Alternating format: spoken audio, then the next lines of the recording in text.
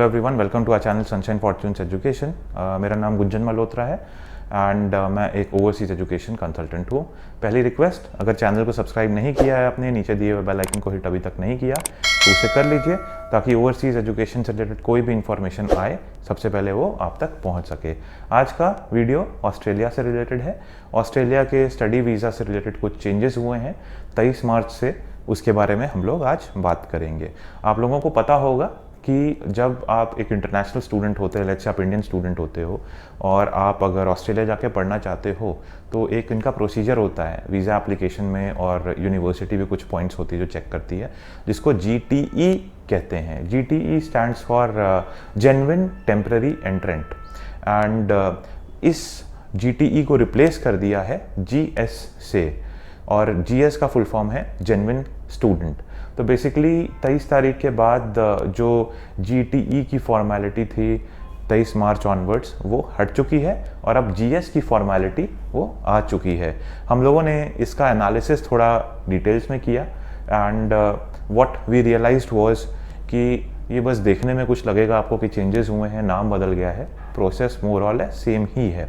Past में Australia के जो SOP हम लोग जो लगाते थे उसमें हम लोग जो एक्स्ट्रा इन्फॉर्मेशन प्रोवाइड किया करते थे वो इन्फॉर्मेशन अब उन लोगों ने मैंडेटरी कर दिया है। ऑस्ट्रेलियन हाई कमीशन ने मैंडेटरी कर दिया है एंड एप्लीकेशन फॉर्म में ही वो जो पॉइंट्स रहेंगे, पास्ट आपकी इमिग्रेशन हिस्ट्री से रिलेटेड, फैमिली की जो आपके टाइज़ हैं बैक होम आपकी कंट्री में जो टाइज़ हैं उससे रिलेटेड, और लाइकवाइज आपका जो प्रोग्राम आप पढ़ने जा रहे हो उसका फ्यूचर क्या प्रॉस्पेक्ट है उससे रिलेटेड ये एक्स्ट्रा इन्फॉर्मेशन जो है एप्लीकेशन फॉर्म में अब ऑस्ट्रेलियन एम्बेसी आपसे मांगेगी।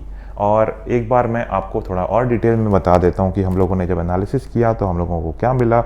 देखिए, जब GS क्राइटेरिया इम्प्लीमेंट हुआ है जब से, उसके बाद से कुछ एक्स्ट्रा पॉइंट्स जो ऑस्ट्रेलियन एम्बेसी जो स्टूडेंट्स हैं उनसे पूछ रही है। पहला कि एप्लीकेंट जो है उनकी करंट सर्कमस्टांसेस क्या है, एज इन उनकी फैमिली की जो इनकम है वो क्या है, और जो स्टूडेंट है उनका उनकी फैमिली के साथ टाइज कैसा है, उनकी इकोनॉमिक सिचुएशन कैसी है, उनकी जो प्रेजेंट एम्प्लॉयमेंट स्टेटस है वो कैसा है, और आगे क्या सीन हो सकता है।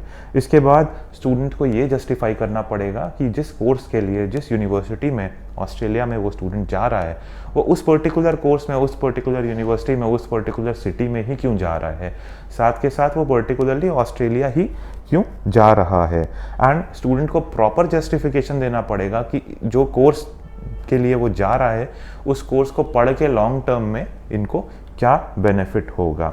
और इसके अलावा और भी एक्स्ट्रा इन्फॉर्मेशन जो स्टूडेंट को लगता है कि उसको एक जेन्युइन स्टूडेंट प्रूव करने के लिए लग सकती है वो स्टूडेंट को साथ में प्रोवाइड करनी पड़ती है। इसके लिए डायरेक्ट कुछ क्वेश्चंस पूछे जाएंगे जिसमें पर क्वेश्चन 150 वर्ड्स में स्टूडेंट्स को आंसर करना पड़ेगा।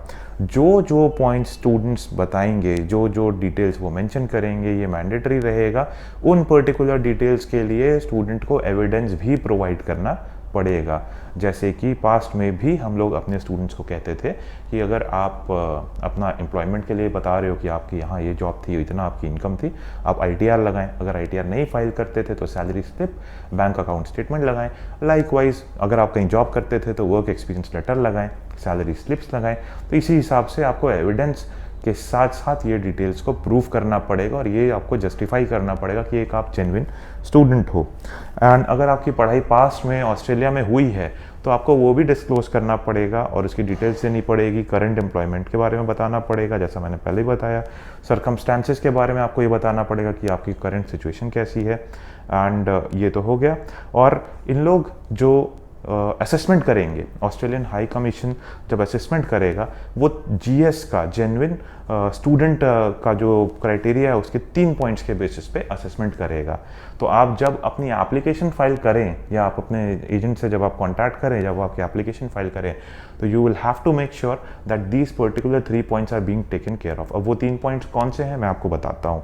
पहला, आपकी जो सर्कमस्टांसेस हैं उसकी प्रॉपर डिटेल दी गई हो। दूसरा, आपकी इमिग्रेशन हिस्ट्री जो है उसकी डिटेल्स ढंग से दी गई हो और प्रॉपर डिटेल्स के साथ पुराने आपके पासपोर्ट की कॉपी, वीज़ा की जो स्टैंपिंग हुई है उसकी कॉपी, ये सारी details plus compliance with visa conditions and any other relevant matter. तो आपको वीज़ा के जो कंडीशंस हैं उसके साथ आप कंप्लाई कर रहे हो कि नहीं कर रहे हो, जो भी ऑस्ट्रेलियन गवर्नमेंट के जो रिक्वायरमेंट होते हैं आपको देखना पड़ेगा। आपका कहीं कोई क्रिमिनल केस तो नहीं चल रहा, अगर चल रहा है तो उसमें आपका आउटकम क्या निकला, उससे related details. Like wise just एक एग्जाम्पल है, तो आपको एप्लीकेशन फॉर्म के साथ इसको क्रॉस वेरीफाई करना पड़ता है। And these are the details. और ज़्यादा कुछ नहीं बदला। पास्ट में भी जो हमारे स्टूडेंट्स थे वो इन डिटेल्स को हम लोगों को प्रोवाइड करते थे और हम लोग एक्स्ट्रा इन्फॉर्मेशन के तौर पे उनकी वीज़ा एप्लीकेशन फॉर्म में ये डिटेल्स लगाते थे, जिसके चलते हमारा जो ऑस्ट्रेलिया का वीज़ा आउटकम था वो 100% था पास्ट में।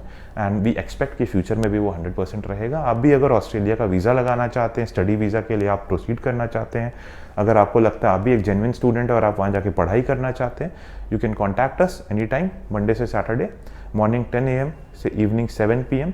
नीचे हमारी जो कॉन्टैक्ट डिटेल्स है वो दी हुई है, डिस्क्रिप्शन में भी हमारी डिटेल्स आपको मिल जाएगी, नीचे कमेंट्स पे भी आप अपनी जो क्वेरीज हैं उसको पोस्ट कर सकते हैं। May God bless you and I wish you very happy learning. Channel को सब्सक्राइब करना मत भूलिएगा। Thanks a lot.